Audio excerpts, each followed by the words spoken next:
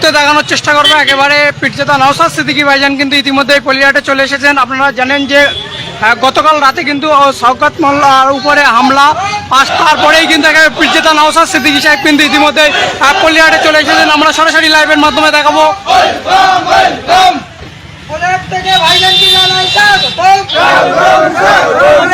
ভাইজানকে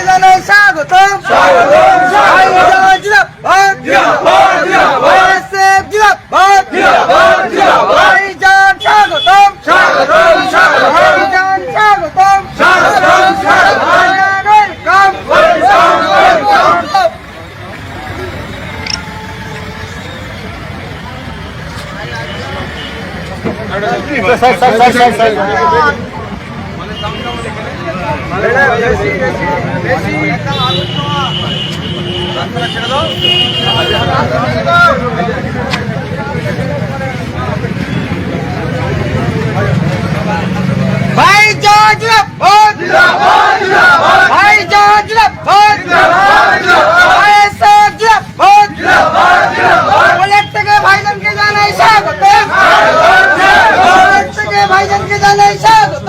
দেখুন, শওকত সাহেব এটা প্রি প্ল্যান করেছে। শওকত সাহেব উনি দেখতে পাচ্ছেন তার পায়ের নিচার মাটি নাই, কারণ ৮-১০টা বিধানসভা থেকে লোক নিয়ে এসে আইএসএফ কে চ্যালেঞ্জ করে একটা র্যালি করেছিল। সেই র্যালিতে তিনি সুপার ফ্লপ। পায়ের নিচে মাটি নাই, ভাঙড়ের মানুষ তার সাথে নাই, এটা নাটক করতে হবে। আমি তো চাই এটা ন্যাশনাল ইনভেস্টিগেশন এজেন্সিকে দিয়ে তদন্ত করা হোক, কারণ বোমার কথা এখন উল্লেখ হচ্ছে, এক্সপ্লোসিভ যখন ব্যবহার হচ্ছে এখানে এনআইএ তদন্ত করুক। যদি আইএসএফ এর ছেলেরা এর সাথে যুক্ত থাকে তাকে তুলে নিয়ে চলে যাক, দেখবেন দুধকে দুধ পানিকে পানি হয়ে যাবে। একাধিক কারণ আছে, গোষ্ঠীদ্বন্দ্বের শিকার হয়েছে কি সেটাও প্রশ্ন থেকে যাচ্ছে। তবে আমার সব থেকে বেশি সন্দেহ হচ্ছে নিজের ওপরে নিজেই অ্যাটাক করিয়ে আইএসএফ এর নিরীহ সাধারণ ছেলেদেরকে এই রমজান মাসে পুলিশি হয়রানি করানোর চেষ্টা হচ্ছে। তবে প্রশাসন নিরপেক্ষ তদন্ত করবে। প্রশাসন যদি মনে করে যে এই শওকত সাহেবের কথা শুনে একে ওকে নামে মামলা দিয়ে একে ওকে ডিস্টার্ব করব, এতটুকু বলে রাখছি, অনেক সহ্য করেছি, আমি আর কিন্তু চুপ থাকবো না, একদম ছেড়ে কথা বলবো না। নাটক বার করব। থানার অদূরেই বোমাবাজি হচ্ছে, থানা জানে না।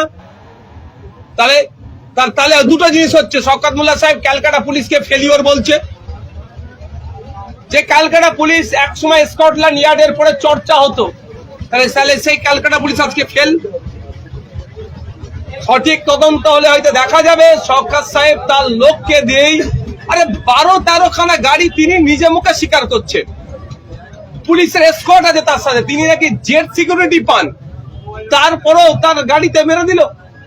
এই নাটক হচ্ছে নাকি? সঠিক তদন্ত হলে শওকত সাহেবের নাম উঠে আসবে, তিনি এই ধরনের কর্মকাণ্ড করেছে তার দলের কাছে ভাবমূর্তি তার ফিরিয়ে আনার জন্য এবং তার সিকিউরিটি যাতে ইনক্রিজ আরো হয় তার জন্য। লাস্টে কি অভিষেক ব্যানার্জি যে সিকিউরিটি নিয়ে ঘুরে, মমতা ব্যানার্জি যে সিকিউরিটি পান, সেই ধরনের শওকত সাহেব কি চাইছেন নাকি? এই নাটক হচ্ছে। এই রমজান মাসে ভাঙড়ের মানুষকে অশান্তির আগুনের দিকে ঠেলে দেওয়া হচ্ছে। ভাঙড় সহ রাজ্যের মানুষ কিন্তু এটা মেনে নেবে না। আমাদেরকে কি বলা হচ্ছে, আইএসএফ এর ছেলেরা নাকি বোমাবাজি করেছে। আরে আমাদের গরিব ছেলে 1 কিলো আপেল কিনতে গেলে 250 টাকা লাগছে, নাশপাতি 300 টাকা, শশা 60 টাকা, মুসাম্বি লেবু কলার ডজন আপনার 70 টাকা। একটা বোমের দাম কত? 2-2.5 টাকা কম বেশি হতে পারে, আমার জানা নেই, তারপরেও বলছি ও টাকা থাকলে আমরা পেটে খাবো। সারাদিন রোজায় আছি, সন্ধ্যেবেলা ঠিক করে ইফতার করতে পারছি না আমাদের ছেলেরা, আমরা বোম মারবো? মানুষকে বিভ্রান্ত করা হচ্ছে, প্রশাসনকে বিভ্রান্ত করা হচ্ছে। বাংলার মানুষ জানে ওই ওদের নাটক। দেখুন, একজনের পিতাকে ধরে নিয়ে গিয়েছে বলছে নাকি, ঠিক আছে আমরা আইনি লড়াই লড়ছি, জামিন করিয়ে মালা পরিয়ে নিয়ে আসবো, 1 নম্বর কথা।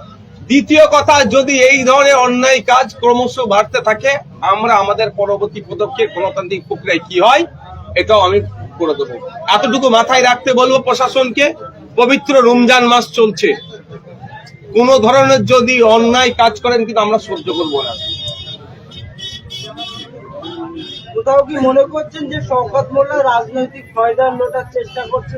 100% মনে করছি না, এটাই বাস্তব। রাজনৈতিক ভাবে শওকত সাহেব দেউলিয়া হয়ে গিয়েছে। 15ই ফেব্রুয়ারি মিছিলের আগে তিনি সেই জন্য ভাঙড়ের বিভিন্ন জায়গায় তিনি বলেছিলেন কি, আমাদের সাথে যারা থাকবে না বা আমাদেরকে যারা ভোট দেবে না তাদের নাকি ঘর ফর হ্যানত্যান দেবো না, ওই বলে মিছিলে লোক ভরা দেওয়ার চেষ্টা করেছিল। তাও ভাঙড়ের মানুষ তার ডাকে সাড়া দেয়নি, ফলে পায়ের নিচে মাটি নাই, রাজনৈতিক ভাবে দেউলিয়া হয়ে গিয়েছে। সেই জন্য মাটি ফিরে পাওয়ার জন্য আর সিম্প্যাথি পাওয়ার জন্য এই ধরনের নাটক করছে। আর রেজ্জাক খাকে যারা খুন করলো সেই আইএসএফ এর নামে দোষ দিয়েছিল, পরবর্তীতে প্রমাণ হয়েছে যে রেজ্জাক খাকে তার দলের লোকেরাই খুন করেছিল।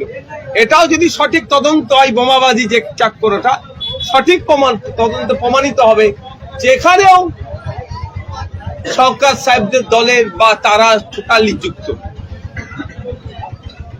Thank you.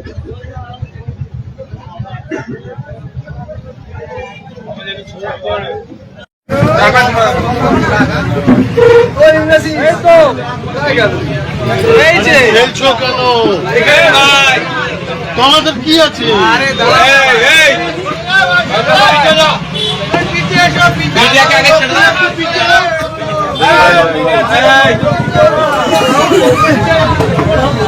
বলছি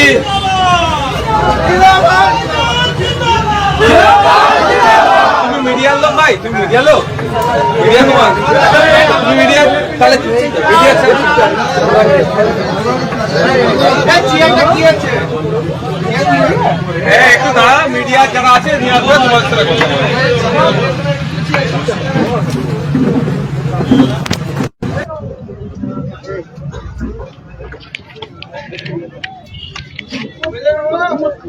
এই যে শ্রমিক এবার বলে দে, আমি অন করেছি তো বলে দিবি।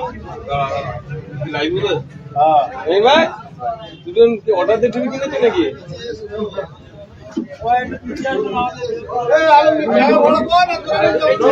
এখানে দাদা, এই জাহাঙ্গীর ভাই এদিকে আসো, ওই দেখো দিতে চলে আসো।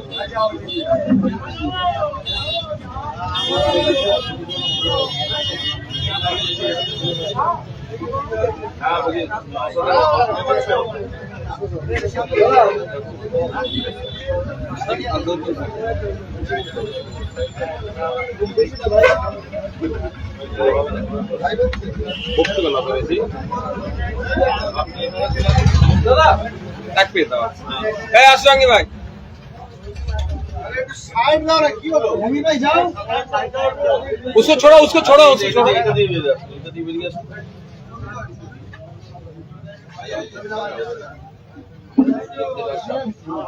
ফালতু একটা গায়ে হাত দিয়ে দেখবো না মাত্র আমি ছুটি বলে বসে জন্য কত রাত হয়েছি তুমি দেখি তুই দেখি দেখি একটু ভাগ ঘুমটা দিয়ে না পরিস্থিতি তৈরি হলো, কি বলবেন?